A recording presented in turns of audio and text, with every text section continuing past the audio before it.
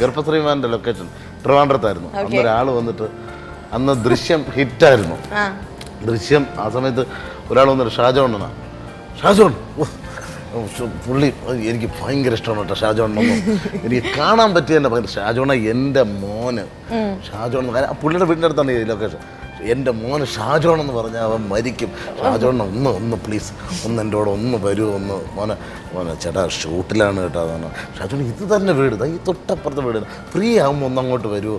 അപ്പം ഞാൻ പറഞ്ഞ് പോവാണ് ചിരിക്കുക. കാര്യം പുള്ളിയുടെ കയ്യിൽ നിന്ന് എന്തെങ്കിലും കിട്ടും നമുക്ക് ചിരിക്കുക. അങ്ങനെ ഷാജോണ് ഞാനിവിടെ അവിടെ പോയി തൊട്ടടുത്ത് തന്നെ. കാര്യം ബ്രേക്ക് സമയത്ത് അങ്ങോട്ട് പുള്ളി അതുകൊണ്ടടുത്ത് ഇങ്ങനെ കൊണ്ടുപോയി കതവ് തുറന്നു.